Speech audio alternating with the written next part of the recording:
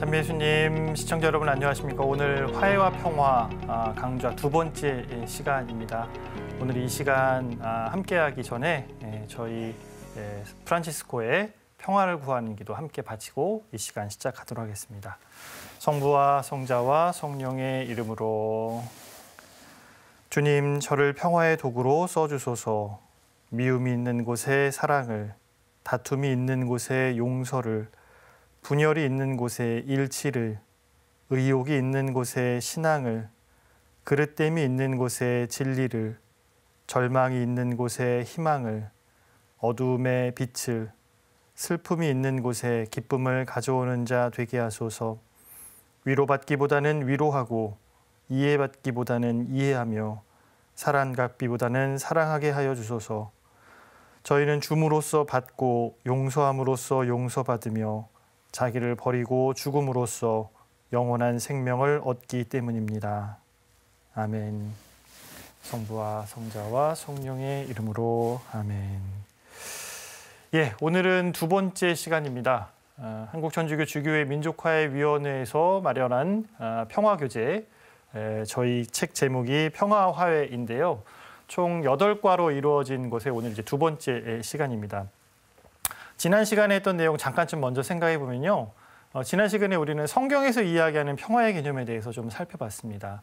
그러면서 성경에서는 평화를 나타내는 단어가 언어권으로 3가지로 구분이 된다라고 말씀드렸는데요. 구약 성경에 되었던 히브리어에서는 샬롬이라는 단어를 썼고, 그리고 신약 성경이 기록되었던 히라버에서는 에이레네라는 단어가 나왔고, 그리고 신구약 합본이 이제 라틴어로 번역되면서 불가타 성경에서는 팍스라는 단어가 사용됐다라고 말씀드렸습니다. 그리고 이 3가지 단어는 기본적으로 하느님의 충만함, 하느님의 선물, 그리고 하느님의 은총으로서 주어지는 어떤 그런 평화의 개념들을 담고 있다라고 말씀드렸습니다. 이제 이번 시간에는 예수님의 어떤 그 순환과 죽음과 부활 이후에 초기 교회 공동체들이 예수님의 가르침을 어떻게 받아들여서 이 평화에 대한 내용들을 전개시켜 나가는지, 그래서 교회의 역사 안에서 평화에 대한 교리가 어떻게 발전했는지를 살펴보고자 합니다. 그리고 그 가운데에서 중요했던 것은 사실은 이제 예수님의 비폭력에 대한 그런 가르침이었죠.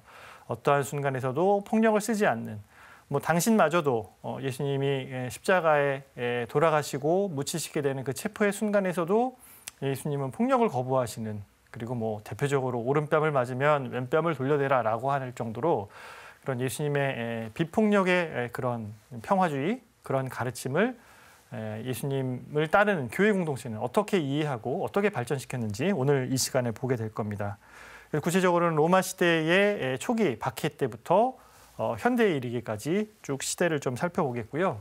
그 중간중간에 교회의 어떤 그런 신앙의 전수를 확립했던 교부들은 어떻게 이런 신앙들을 잘 이해하고 또 우리의 평화교리로 발전시켰는지 함께 살펴보는 시간 갖도록 하겠습니다. 오늘 보시고자 하는 내용은 한 7가지 정도로 좀 정리했습니다. 많죠? 근데 하다 보면 또 시간이 없을 것 같습니다. 빨리빨리 이렇게 좀 살펴볼 수밖에 없는데요. 첫 번째는 아까 말씀드린 것처럼 초기 교회 공동체에서 생각했던 어떤 평화에 대한 내용, 그리고 두 번째는 교부 시대의 아주 위대한 성인이셨죠. 성 아우구스티노가 이 전쟁과 평화에 대한 가르침을 어떻게 정리했는지 함께 살펴보게 될 겁니다. 그리고 약 한 800년의 시차가 있기는 하지만요. 중세 시대 토마스 아퀴나스의 정전론에 대한 부분들 함께 살펴보겠고요. 최근에 어떤 움직임으로는 1980년대에 있었던 미국 주교회의 사목교서인 평화의 도전이라는 부분 안에서 교회의 전통적인 전쟁에 대한 교리를 같이 한번 좀 살펴보고자 합니다. 그리고 최근에 있었던 가톨릭 교회 교리서 1992년에 나온 부분 안에서 교회는 평화를 어떻게 이야기하는지 살펴보고요. 또 이런 전통 안에서 또 새로운 어떤 평화에 대한 움직임으로 절대적 평화주의는 어떤 시기에 어떻게 등장했는지, 그리고 이러한 평화의 역사적인 전통들이 오늘날 우리 시대에는 어떤 의미, 어떤 시사점을 주는지 함께 살펴보는 구성으로 살펴보도록 하겠습니다. 자, 초기 교회의 모습입니다. 예수님이 돌아가시고 묻히시고 부활하시고, 그리고 초기의 제자들은 이제 예수님의 부활을 증언하는 공동체를 이루며 여러 지역으로 복음 선포를 나서게 되죠. 그 가운데 예수님 가르침 안에서 중요했던 내용이 바로 폭력을 거부하라라는 그 비폭력 정신이었습니다. 그리고 예수님의 가르침 안에서 아주 탁월한 당시 시대로서는 또 당시 어떤 그 어느 가르침 안에서도 살펴볼 수 없었던 것이 바로 원수마저 사랑하는 그 사랑을 강조하셨는데요. 당연히 초대교회 공동체는 이 두 개의 가르침, 비폭력과 원수 사랑이라는 정신을 아주 중요하게 여겼고 이런 부분들 안에서 자신들을 박해하는 로마 제국, 당대의 권력자들, 당대의 사람들을 대했을 뿐만 아니라 이런 부분들 안에서 어떤 폭력에 대한 문제, 전쟁에 대한 문제 이런 부분들을 다 생각하게 됩니다. 그러면서 초기 교회의 신자들은 이 예수님의 가르침을 아주 중요하게 받아들였기 때문에 폭력이라는 것을 결코 우리는 사용할 수 없다라는 어떤 그런 확신과 그런 어떤 입장이 이제 명확했습니다. 이제 그러다 보니까 폭력을 쓸 수밖에 없는 어떤 직업, 대표적으로는 뭐가 있을까요? 바로 군인이죠. 이런 군인이 되는 것을 그리스도인들은 이제 거부했던 모습들이 나타납니다. 군인이 되면 당연히 전쟁에 나가야 되고 전쟁에 나가면 당연히 어떤 물리적인 폭력을 행사를 해야 되는 일이기 때문에 그리고 끊임없이 어떤 군사 훈련을 받아야 되는 거기 때문에 초창기 그리스도인들은 군인이 되는 것을 철저하게 거부하고 내가 그리스도인이 된다면 군인이라는 직업은 할 수 없는 것으로 인식을 했습니다. 그런데 당시 사회 안에서 군인은 상당히 매력적인 어떤 직업이었습니다.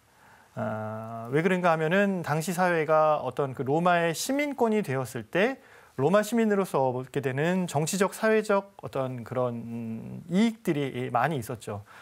당연히 어떤 피지배 계층이거나 피지배 국가 출신이라고 한다면 내가 로마의 시민권을 획득하는 것은 아주 중요한 문제였고 내 어떤 사회적 성공이나 사회적 부를 위해서도 신분 상승을 위해서도 중요한 부분이었습니다. 그리고 그런 부분들 안에서 많은 피지배 민족 출신 사람들이 로마의 시민권을 얻을 수 있는 방식이 바로 군인이 되는 것이었죠. 근데 그리스도인들은 그렇게 사회적 성공이나 사회적인 어떤 지위가 부여되는 군인의 지위를 거부하게 되고 그런 군인의 직업을 선택하지 않게 됩니다. 그리고 군인이었던 이들 중에서도 세례를 받는 사람이 있었다 한다면은 과감하게 자신이 어떤 그런 군인으로서의 직업을 포기하게 되는 그런 사유도 나타나고 그리고 내가 어쩔 수 없이 직업적으로 군인이 되었지만 세례를 받게 되었을 때 이 두 가지 부분을 어떻게 조화시킬지에 대해서도 고민을 하면서 하느님의 가르침에 충실하고자 했었던 부분들이 나타나게 됩니다. 세례받은 그리스도인 공동체들이 이 군인의 직업을 선택하지 않았던 이유는 사실은 크게는 두 가지로 볼 수 있습니다. 앞서 말씀드린 어떤 비폭력에 대한 가르침을 철저히 따른다는 것, 그것이 첫 번째 이유가 되겠고요. 두 번째는 황제에 대한 어떤 숭배 예식, 군인이 되면서 로마의 어떤 법 체계를 따르는 그런 부분들 안에서 황제 숭배 예식을 강요받게 되는데 이는 그리스도인으로 할 수 없는 어떤 우상 숭배의 예식이었기 때문에 이와 같이 비폭력과 황제 숭배의 예식이 강요받는다는 이유 안에서 많은 사회적인 어떤 그런 이익이 있음에도 불구하고 그리스도인들은 이 군인이라는 직업을 선택하지 않게 됩니다. 그리고 이러한 전통들, 이러한 모습들은 기원 후 약 한 200년, 170년 정도까지는 잘 지켜지고 그리고 그리스도인으로 군대에 입대했다라는 기록이 이제 등장하지 않는다라고 보여집니다. 그러나 시대를 좀 이렇게 더 지나게 되면서 이런 교회의 전통 안에서도 미묘한 변화들이 이제 조금씩 등장하게 됩니다. 첫 번째 좀 그 당시의 상황으로 본다면은 로마 제국의 팽창을 들 수 있을 거예요. 로마가 이제 적극적으로 전쟁을 치르면서 특별히 로마가 지중해 북쪽과 동쪽 소아시아 지역으로 영토가 확장되면서 많은 전쟁을 치르게 되면서 당연히 그리스도인들에게도 군인으로서의 어떤 입대 의무가 강해지고 군인으로 복무하기에 대한 그런 요구가 점점 커지게 됩니다. 그러나 많은 그리스도인들은 이를 거부하게 되고 순교의 길을 택하게 되죠. 그래서 이 시대의 순교록을 보면은 군인들의 이름도 많이 등장을 하고 군대에 가지 않으려고 목숨 바쳐 신앙을 지켰던 그러한 모습들도 등장하게 됩니다.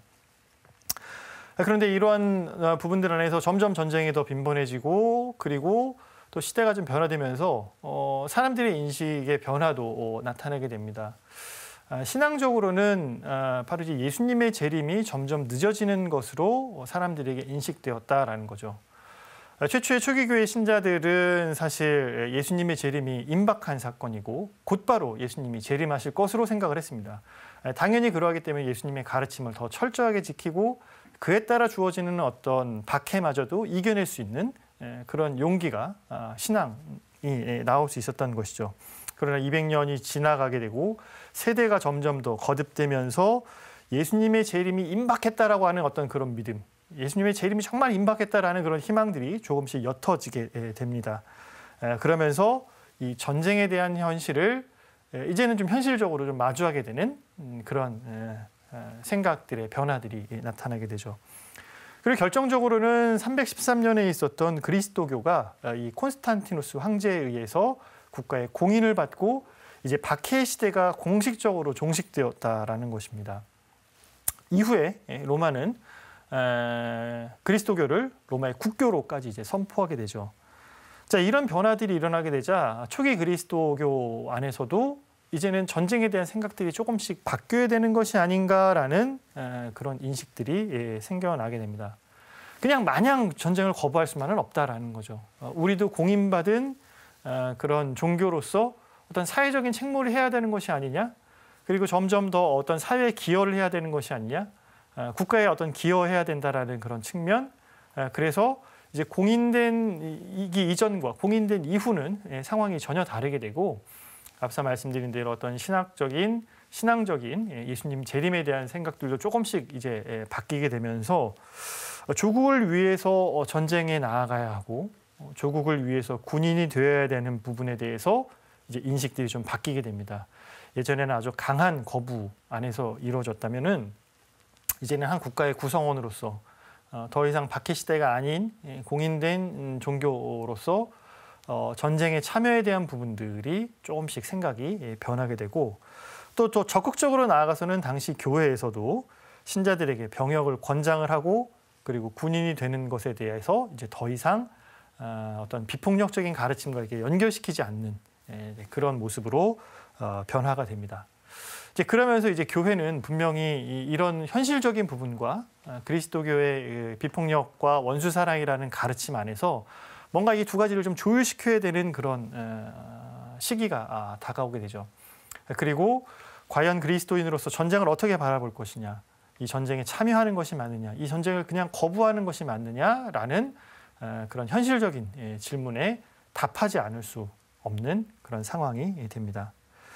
그리고 이런 부분 안에서 많은 고민을 했던 것이 바로 초기 교회의 교부셨던 아우구스티노 성인입니다. 아우구스토 성인은 우선 전쟁은 분명히 사람을 죽이는 행위라는 것에 대해서는 뭐 이견이 없었습니다.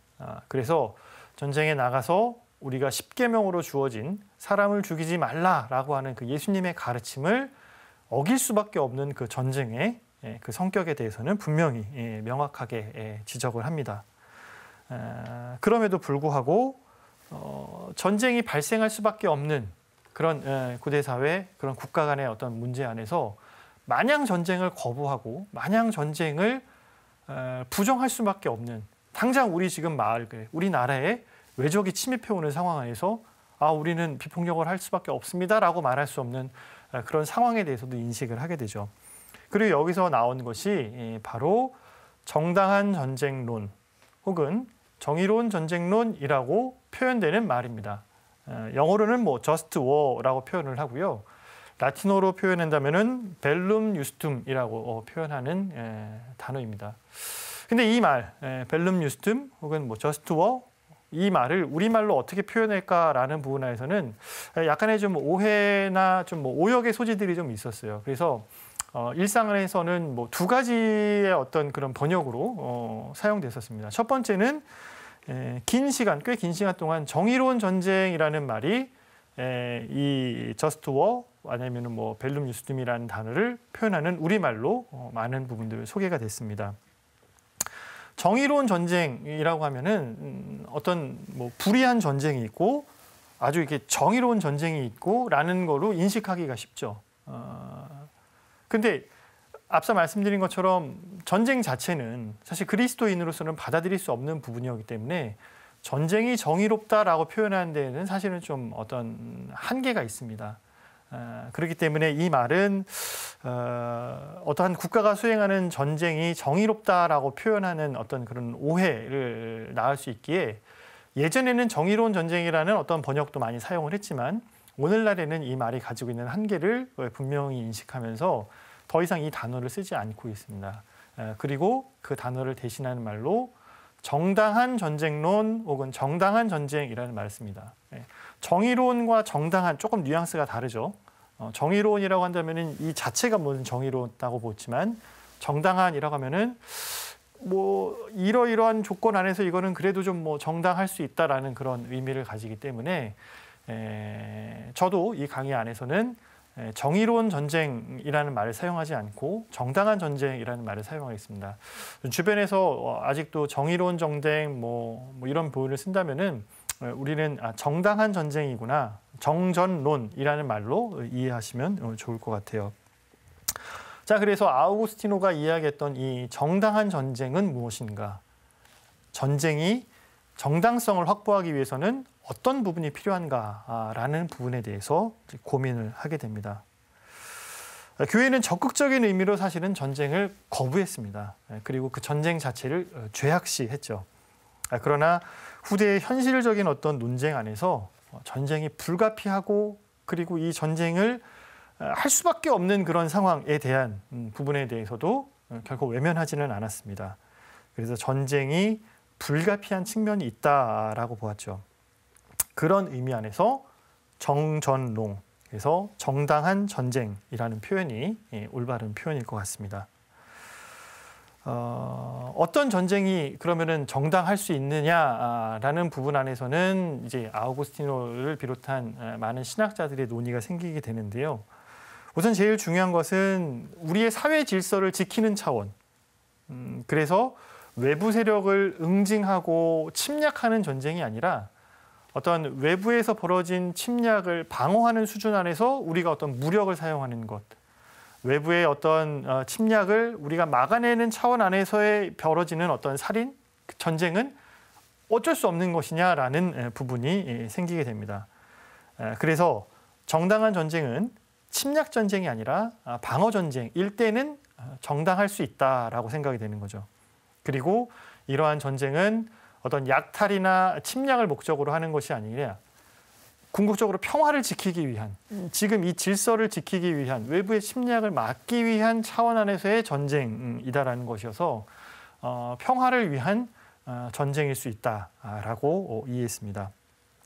상대를 보복하고 지배하고 침략하는 전쟁이 아니라 우리를 지켜내고 보호하고 평화를 위한 전쟁이 바로 정전론의 출발이 됩니다. 기본적으로 아우구스티노는 인간의 죄로 말미암아서 전쟁이 발생한다라고 보았어요.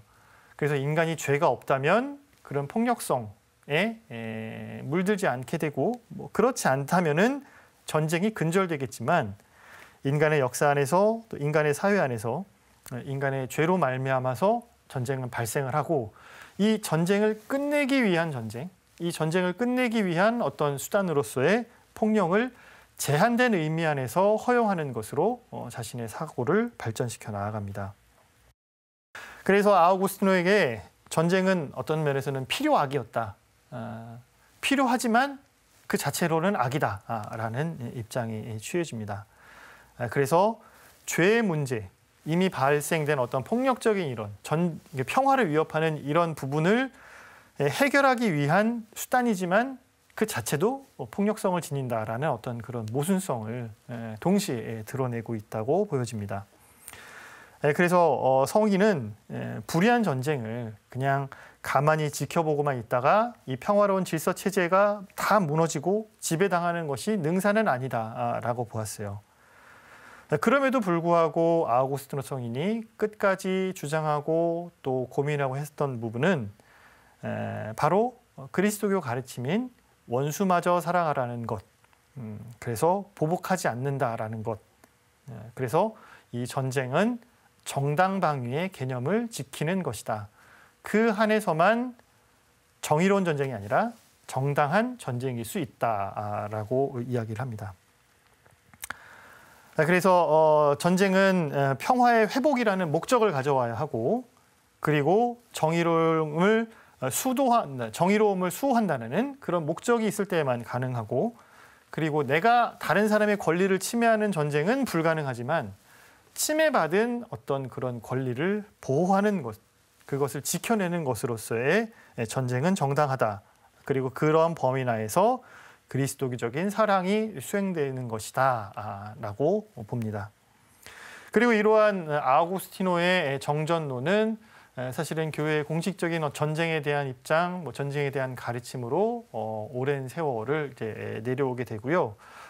이 부분을 조금 더 구체화시키고 정교화시킨 것은 바로 성 토마스 아퀴나스 성인입니다. 1200년대 무렵에 활동하셨던 이 성인은 사실 그 아우구스티노 성인과는 약 한 800년 정도의 시차가 있죠. 근데 그 800년 정도의 시차 동안에 정전론에 대한 어떤 발전이 멈췄던 것은 아니고, 그런 아우구스티노에 대한 사상들이 교회나 국가에 어느 정도 영향을 많이 미쳤지만, 토마스 아퀴나스의 시대에 와서는 이 정전론, 정당한 전쟁, 전쟁이 정당하기 위해서는 어떤 기준이 필요한가에 대한 어떤 구체적인 기준들이 더 마련되게 됩니다. 크게는 세 가지 정도로 아우구스티누스는 이제 정의를 합니다. 정당한 권위, 정당한 원인, 올바른 의도, 이 세 가지가 충족될 때 그 전쟁은 정당할 수 있다라는 부분이죠. 첫 번째로 정당한 권위는 누가 이 전쟁을 선포하느냐, 이 전쟁을 벌인 사람이 누구냐라는 차원을 묻고 있습니다. 그래서 이 전쟁은 어떤 개인적인 차원이 아니라 국가적인 차원이고, 그리고 그 전쟁을 수행하는 주체가 합법적 권위를 가지고 있는 영주나 국왕이어야 된다는 것. 그래서 그 전쟁이 선포되는 것은 위정자에 의해 선포되어야 된다. 그래서 전쟁을 벌이는 그 군주가 자기의 개인적인 감정에 따라서 쟤네들 미우니까, 쟤네들 너무 얄미우니까 라고 전쟁을 내리는 게 아니라, 정당성을 가지는 군주가 정당한 목적으로 그 전쟁을 수립할 때 어떤 사적인 감정이 아니라 공동체에 권위 있는 사람이 이 전쟁을 시행을 할 때 그 정당한 권위가 확보된다라고 보았습니다. 두 번째는 정당한 이유죠. 이 전쟁을 일으키는, 이 전쟁에 참여하게 되는, 이 전쟁 안에서 폭력이 수행되는 것을 용인할 수 있는 정당한 이유가 있어야 된다라는 것입니다. 그래서 공격받은 이들이 잘못이 있어서 공격을 받았다면 그러한 공격은 받아들여야 된다라고 이야기를 해요. 그렇지만 반대로 공격을 가하는 국가가 분명한 어떤 그런 책임이 있다 한다면 공격을 가하는 국가에게 를 대항하는 명분이 있어야 된다라는 거죠. 그래서 상대를 침략하거나 영토를 넓히거나 아니면은 국가 간의 이익을 더 극대화하기 위한 차원의 전쟁이 아니라 이 전쟁을 수립하는 데 있어서의 정확한 목적, 공동체를 지켜낸다라는 우리의 질서를, 생명을, 재산을 보호하는 측면 안에서의 전쟁이라고 한다는 그런 정당한 이유가 두 번째 정전의 조건이 됩니다. 세 번째는 올바른 의도입니다. 교전을 하는 국가들은 올바른 의도를 갖고 있어야 된다. 그래서 이 전쟁을 가지고 악을 저지하고 선을 더욱 조성하려고 하는 올바른 목적이 있어야 된다라는 부분으로 그 의도를 규정을 합니다. 그럼에도 불구하고 토마스 아퀴나스에게 아무리 전쟁이 이렇게 정당하게 일어난다 할지라도 성직자들이 전쟁에 참여하는 것은 절대로 일어날 수 없다라고 반대를 하게 됩니다. 아퀴나스의 정전론을 보면은 사실은 전쟁에 참여하는 조건을 아주 까다롭게 규정하고자 하는 목적이 있습니다. 그래서 전쟁이 일어나는 것을 억제하겠다라는 어떤 평화의 기획이라고 볼 수 있죠. 요거가 갖춰지면은 전쟁할 수 있어라는 개념이 아니라 어쩔 수 없이 전쟁이 일어난다면, 어쩔 수 없이 우리가 전쟁을 해야 한다면 이러한 기준이 마련돼야 돼. 그게 아니고서는 이러한 전쟁은 결코 정당화될 수 없어라고 하면서 전쟁의 가능성을 말했다기보다는 전쟁을 억제하기 위한 전쟁을 규제하기 위한 그래서 전쟁이 일어나지 않게 하기 위한 그런 기획이었다라고 볼 수 있습니다. 그럼에도 불구하고 세상은 전쟁이 너무나 많이 일어났죠. 그리고 그때마다 전쟁을 일으키는 모든 군주들, 국왕들은 이 전쟁은 어쩔 수 없고 다 국익을 위한 거고 평화를 위한 것이다라고 얘기를 했어요. 그 누구도 내 욕심 때문에 전쟁을 한다고 이야기하지는 않았습니다. 그래서 그리스도교 전통 안에서 전쟁을 격렬하게 반대를 했고 또 제한하려고 하는 시도도 많았습니다. 그럼에도 불구하고 시대 안에서 전쟁은 끊임없이 일어나게 되죠. 저희가 이따 조금 뒷시간에 다시 한번 살펴보긴 하겠지만 성 프란치스코처럼 정말로 적극적인 어떤 평화주의를 교회가 이야기하고 가르치고 실천하려고 했었던 사례들도 있었지만 사실은 전쟁이 상당히 인류 역사에서 끊이지 않고 일어났습니다. 특히 유럽 대륙 안에서의 그 전쟁은 이로 말할 수 없는 차원이었고 그리고 우리가 의 역사와 가까운 시기인 1900년대 초와 중반에만 해도 엄청난 사람들이 죽음을 맞이했던 1차 세계대전, 2차 세계대전이 발발하게 되죠. 그럼에도 불구하고 그리스도에게서 이야기했던 정당한 전쟁론, 정전론 이것은 어떤 현대의 어떤 국제법의 질서를 이루는 가운데에서 전쟁의 어떤 그런 정당성을 확고하게 규정하는데 어떤 국제법적인 어떤 원리로도 많이 받아들여지고 전쟁에 대한 인식을 이렇게 제한하는 데도 많은 기여를 하고 또 영향을 미치는 것으로 보입니다.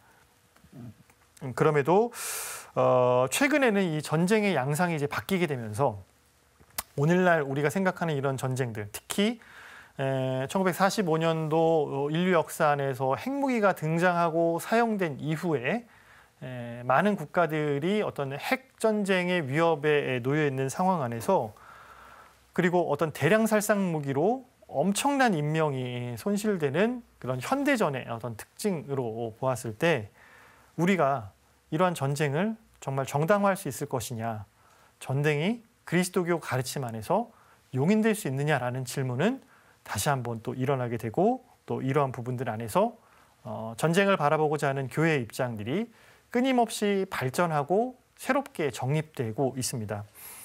대표적인 사례로 한 가지 좀 소개하고 싶은 것은 핵전쟁의 위협이 정말 고조되었던 1980년대입니다. 1982년도인데요. 미국 주교회의에서는 전쟁과 평화에 대한 가르침을 정리한 주교회의 사목교서가 발표가 됩니다. 이름은 평화의 도전, 하느님의 약속과 우리의 응답이라는 사목교서가 나타나죠. 발표가 됩니다. 생각을 해보시면은 그 1980년대는 정말 그 미소의 그 대립 안에서 버튼 하나만 누르면은 전쟁이 일어나고 그런 전쟁은 정말 인류 전체의 공멸을 지금도 우리가 어떤 핵에 대한 공포와 위협 속에서 살아가고 있지만 그게 정말 극에 달했던 그리고 그런 핵전쟁이 아주 일부 소수의 엘리트들에 의해서 조정될 수밖에 없는 그리고 그 안에서의 어떤 우발적인 전쟁에 대한 위험이 상당히 높았던 시기 안에서 핵무기라는 것을 처음으로 개발했고 유일하게 사용했던 국가인 미국의 주교님들이 이 시대적인 그런 문제에 응답하고자 사목서원을 발표하게 됩니다. 이 서원에서는 핵전쟁이 일어나서는 결코 안 됨을 강조를 하고 그리고 최초로 핵무기를 사용한 국가로서의 어떠한 반성의 내용도 담고 있으면서 교회의 전통적인 이 정전론의 내용을 이제는 8가지로 구분을 해서 그 기준을 제시한 부분으로 구체화시킵니다. 1982년 나왔던 미국 주교회의 평화의 도전에 보면은 8가지의 요인이 어떤 전쟁의 정당함을 규정할 수 있다라고 하면서 더 세분화시키고 더 자세한 규정들을 만들어 놓습니다. 첫 번째는 정당한 원인입니다. 전쟁은 오직 분명하고 진정한 위협에 대처할 경우에만 가능하다. 그래서 어떤 임박하고 분명한 위협을 대응하는 것만이 그 전쟁의 정당함을 부여한다라고 합니다. 그리고 두 번째는 이제 실제적 권위라고 제시를 합니다. 전쟁은 어떤 사적 단체나 개인이 아니라 공적인 차원 안에서 공공의 질서를 책임지는 당사자에 의해서 이루어질 때 그 전쟁이 어떤 그 정당성을 가질 수 있다. 예를 들어서 어떤 일부 단체의 어떤 테러리즘 뭐 이런 부분들은 그 아무리 그 내세우는 목표가 정당하다 할지라도 공적인 어떤 책임 있는 자에 의해서 시작되는 부분이 아니기 때문에 실제적인 권위를 갖출 수 없다라고 보는 것이죠. 어느 한 국가의 전쟁에 대한 차원들도 그 책임 있는 권위자에 의해서 선포되어야 된다, 개시되어야 된다. 그 이외의 모든 전쟁은 정당성을 잃는다라고 이야기합니다. 그리고 이 어떤 그 정의 역시도 상대적인 정의입니다. 절대적인 어떤 정의를 같이 가진 것이 아니다는 거죠. 그래서 분쟁 당사자는 전쟁을 개시할 때 정당성을 부여받게 하지만 이 부분도 제한적인 의미로서의 정당성이다. 뭐든지 전쟁을 해도 되는 것이 아니고 일정 목표를 수행하기 위한 차원 안에서 제한된 범위 안에서 어떤 폭력을 사용하는 부분이 정당할 수 있다라는 것 안에서 주교회가 이야기하는 이런 전쟁의 정의관도 절대적인 것이 아니라 상대적인 정의관을 나타냅니다. 그리고 네 번째로는 올바른 의도라는 기준을 제시합니다. 전쟁은 정당한 이유의 범위 안에서만 합법적인 의도를 가질 수 있다라는 내용으로 그 올바른 의도를 구현하고자 할 때 그래서 정당한 이유의 범위 안에서만 그 전쟁이 용인될 수 있음을 이야기합니다. 다섯 번째는 최후의 수단입니다. 사실 이 부분이 얼마나 지켜질 수 있을까라는 생각도 하게 되는데요. 어떤 두 당사자 국가 간의 갈등의 상황 안에서 전쟁이 일어날 수밖에 없다고 한다면 그 부분은 해볼 수 있는 모든 방법들을 다 동원해보고 난 다음에 그 모든 것들이 다 실패했을 때 결국 일어날 수밖에 없는 것이다. 그래서 전쟁이 정당화되려면 모든 평화적인 대안들이 다 소진되고 난 다음에 그때 이후에 이뤄지는 전쟁만이 정당하다는 겁니다. 근데 사실 이 부분에 있어서도 우리는 너무나 전쟁을 쉽게 먼저 생각을 하죠. 대화나 양보나 타협이나 얼마든지 외교적인 부분으로 더 많이 생각할 수 있는 부분이 있음에도 불구하고 상대를 윽박지르거나 아니면 상대의 굴복을 바라는 그런 입장 안에서 더 센 힘을 과시하려는 차원으로 전쟁이 이루어지기 때문에 사실 최후의 수단으로 전쟁이 일어나느냐라고 봤을 때 이 부분들도 분명히 중요하게 정당성을 확보하게 되는 그런 요소가 되어야 된다라고 합니다. 그 여섯 번째는 성공의 개연성이라는 말을 붙입니다. 이 전쟁을 수행을 할 때 그게 의도한 목적을 정확하게 성취할 수 있으리라는 가능성이 확보되어야 된다는 거죠.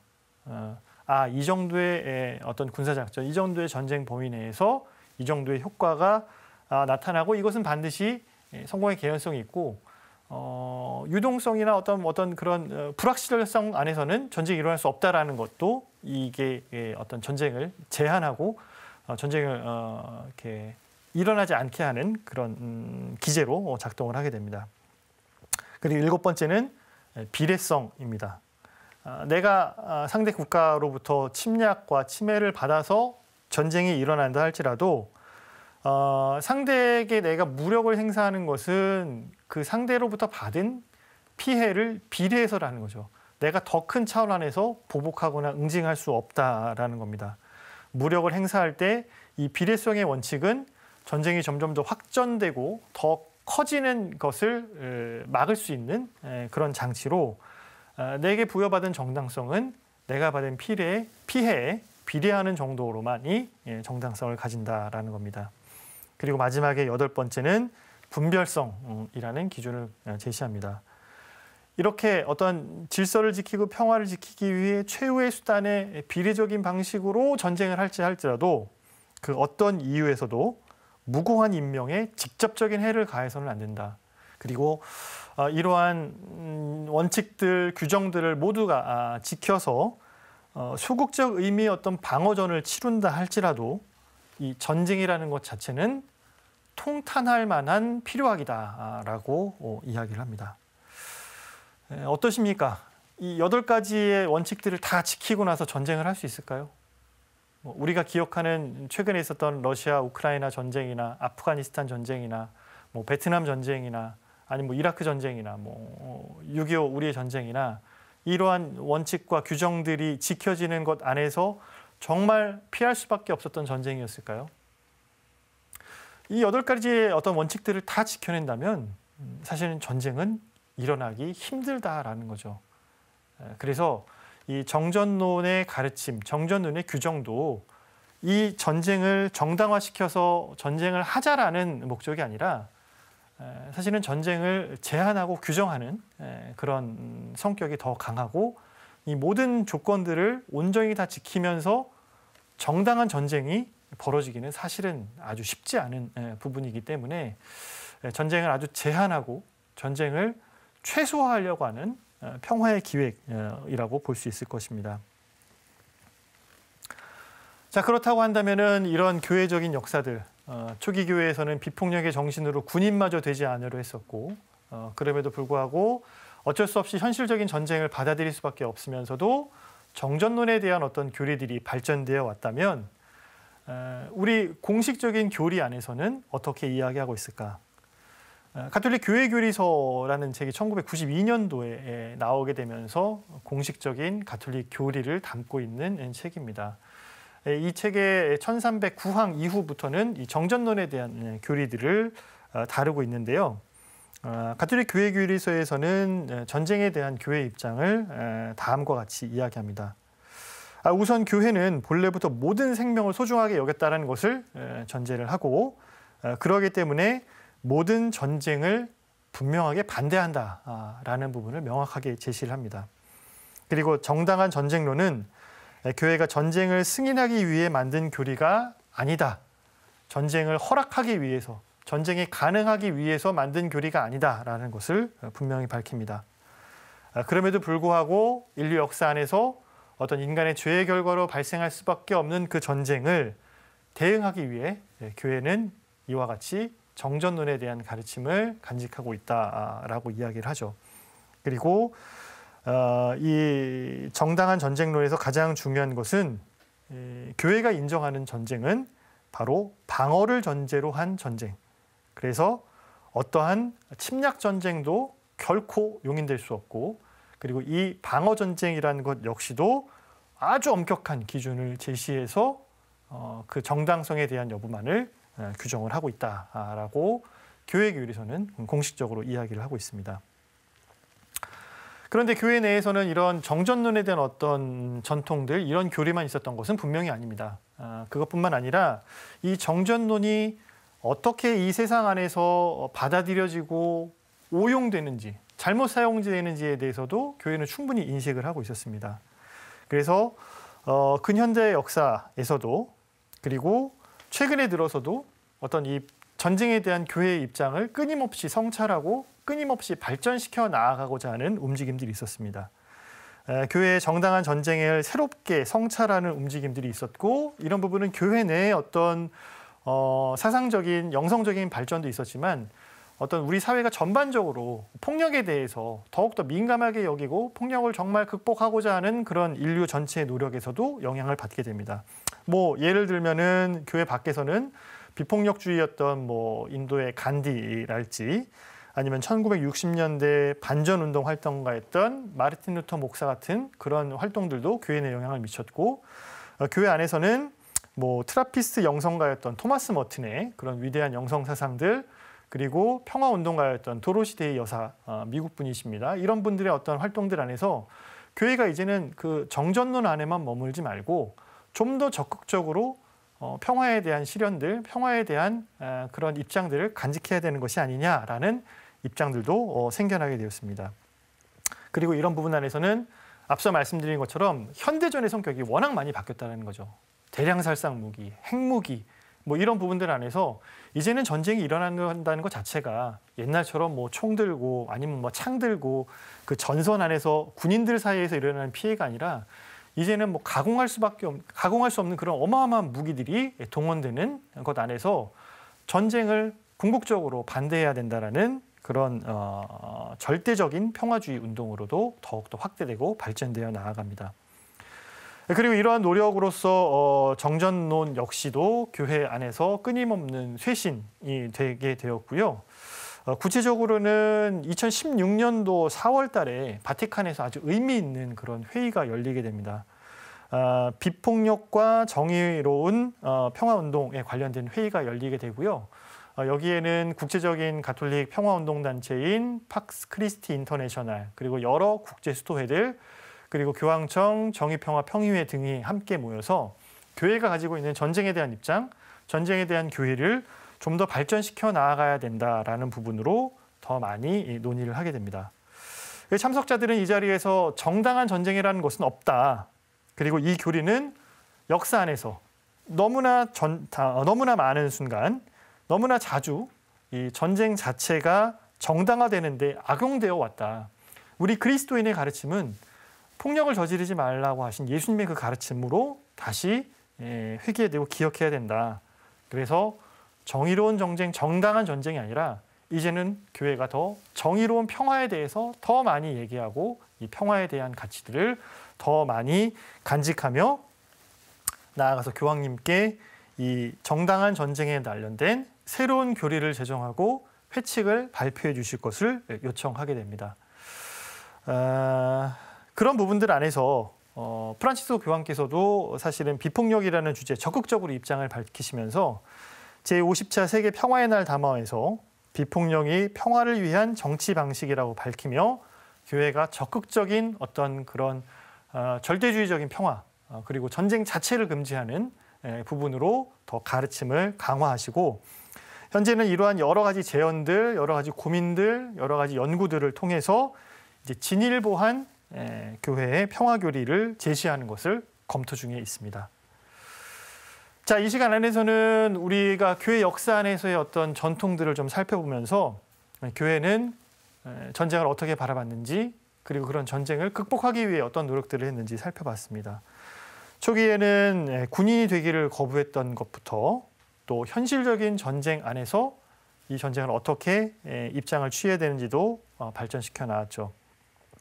억제하기 위한 정전론의 발전이 그 대표적인 사례이고 그럼에도 불구하고 많은 국가들이나 사회들은 교회의 이 정전론, 정당한 전쟁론을 자신에게 유리한 쪽으로 해석하며 자신이 하는 모든 전쟁들은 다 유리하고 정당한 것이다 라고만 이제 악용됐던 부분들 안에서 이제는 절대적인 평화주의에 대한 그런 교리의 발전도 요구되고 있는 상황이다라고 말씀드렸습니다. 그렇다면 오늘날 현대 가톨릭은 정전론을 어떻게 정의하고 있는지 짧게만 요약을 해보면서 오늘 이 시간 마무리해 보도록 하겠습니다. 6가지 정도로 교회의 공식적인 가르침을 정리할 수 있을 텐데요. 첫 번째로는 침략 전쟁은 언제나 비도덕하다. 그래서 그 모든 침략 전쟁은 부정을 합니다. 그리고 방어 전쟁은 도덕적으로 정당할 수 있지만 아주 엄격한 규모로 제의안을 하고 있고요. 그리고 방어를 준비하기 위한 어떤 그런 전쟁의 준비는 도덕적으로 합법할 수 있다라고 이야기합니다. 그러나 전쟁이 일어나지 않기 위해서는 그 안에 자리하고 있는 어떤 불신과 불평등의 문제가 먼저 극복되어야 되는 것을 같이 강조하고 있습니다. 그리고 전쟁은 최후의 수단이어야 된다라는 부분, 그 부분만을 강조를 하고 있고요. 그리고 5번째는 전쟁 안에서 지켜지는 비례성, 그리고 무기의 제한에 대한 부분들을 교회는 끊임없이 이야기하지만 궁극적으로는 어떤 절대적인 평화를 그리고 우리가 그리스도인으로서 받아들이는 그런 비폭력의 가르침을 잘 지켜나간 것으로 오늘날의 그리스도교의 이런 전쟁에 대한 교리는 끊임없이 진화, 발전하고 또 그렇게 나아가고 있다라고 볼 수가 있겠습니다. 전쟁을 대하는 입장 안에서 일어나지 않게 하는 것이 제일 중요하겠죠. 일어난 전쟁을 어떻게 대응할 것이냐라는 것은 사실은 이미 늦어버린 이야기입니다. 교황님께서도 많이 이야기하시고 그리고 다양한 순간 우리가 기억할 수 있는 것은 전쟁은 그 무엇도 만들어내지 못하지만 모든 것을 파괴시킬 뿐이죠. 그렇지만 평화는 모든 것을 지키고 이루어낼 수 있는 부분인 겁니다. 일반적으로 우리가 뭐 전쟁까지는 아니더라도 일상에서 겪게 되는 다양한 갈등들을 생각할 때 너무나 많은 순간 우리는 감정적으로 대하는 부분들이 있는 것 같아요. 확 어떻게 해버려? 아우 저거 어떻게 그냥 이렇게 해버려? 라는 그런 생각과 말과 행동이 결국 그러한 행동들을 불러일으키거든요. 어떠한 경우에서도 폭력을 사용할 수 없다. 사용하지 않겠다. 폭력적인 언어도 멀리하겠다. 그런 우리의 인식과 언어와 태도가 있을 때 궁극적으로 우리는 더 평화를 만들어 나갈 수 있는 것이 아닌가 생각을 하면서 전쟁이 필수 불가결한 어떤 필요악이다라는 입장보다 더욱더 적극적인 입장에서 비폭력을 살아가는, 그리고 이러한 비폭력이라는 것이 어떤 물리적인 폭력만이 아니라 우리의 말, 태도, 눈빛, 상대에 대한 배려, 이런 평화에 대한 감수성을 우리가 더 키워나갈 때 큰 차원 안에서의 전쟁을 막고 신뢰의 힘이 얼마나 큰지, 그리고 평화에 대한 이 확신이 얼마나 평화를 만들 수 있는지를 우리가 기억한다면 우리는 그리스도의 가르침을 따르는 사람들이 될 수 있으리라 생각합니다. 마지막으로 가톨릭의 어떤 평화 영성가였던 토마스 머튼의 이야기 함께 여러분과 나누고자 합니다. 상대 진영이 핵무장으로 위협하고 있을 때 이를 대응하기 위해 우리는 핵 억제력을 가지는 것이 정당하고 그 사용으로 인한 피해도 부수적이다, 용납할 수밖에 없다라고 말하는 사람들이 너무나 많은 시대입니다.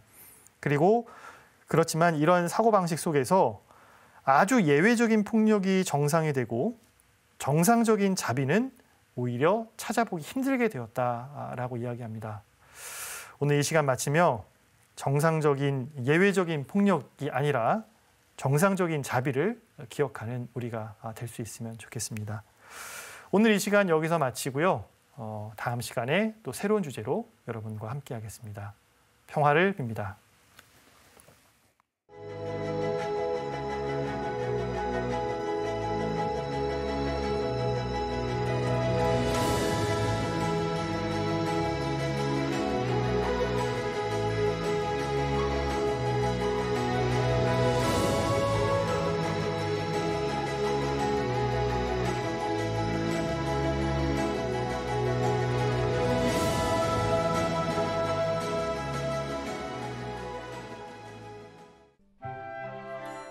초대교회 그리스도인들은 예수님께서 공생활 중에 보여주신 삶이 비폭력과 원수사랑 두 가지로 요약된다고 생각했습니다.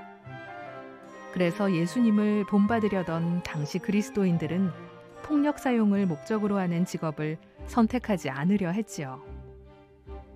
그들이 살던 고대 로마는 시민과 시민권이 없는 사람을 차별하던 사회였는데요.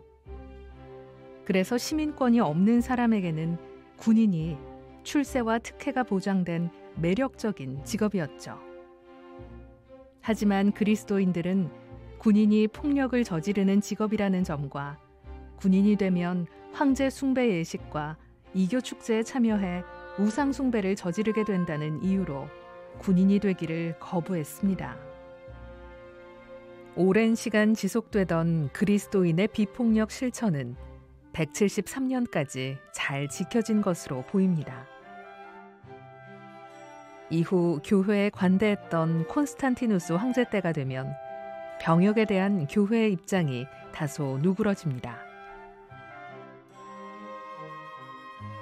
이런 시대 변화 속에서 전쟁에 대한 생각도 조금씩 바뀌게 되는데요.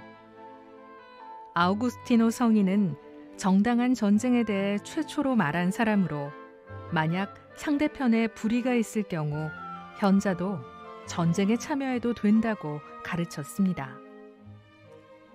물론 정당한 경우라도 전쟁에서 폭력은 불가피하게 발생하므로 성인은 전쟁 자체를 옹호하지는 않았습니다. 이후 등장한 토마스 아퀴나스 성인은 아우구스티노 성인의 가르침을 좀 더 구체화시켰는데요. 정당한 전쟁은 전쟁을 명령하는 군주에게 권위가 있고 전쟁에는 정당한 이유가 있어야 하며 전쟁을 치르는 국가들 간에 올바른 의도가 있어야 한다고 가르쳤습니다. 13세기에는 프란치스코 성인이 십자군 원정 중에 이슬람 술탄을 만나 평화적으로 문제를 해결하기 위해 노력했지요. 두 차례의 세계대전을 경험한 후 가톨릭 교회 안에서도 비폭력 평화주의를 실천하는 사람들이 늘어났습니다. 유럽에서는 전체주의를 비판하고 유대인 차별에 반대하다가 순교한 성직자들과 평신도들도 많았지요. 인류에게 비극이었던 전쟁을 겪으며 전 세계인들이 평화의 중요성을 느낀 것입니다. 그 후 교회는 정당한 전쟁에 대해서 더 깊은 고민을 하게 되는데요. 1983년 미국 주교단이 발표한 전쟁과 평화에 관한 사목서한 평화의 도전에는 정당한 전쟁의 기준이 8가지로 늘어납니다. 그러면서 정당한 전쟁이라고 판단할 수 있는 최우선적 가치를 이웃에 해를 끼치지 않는 데 두었습니다.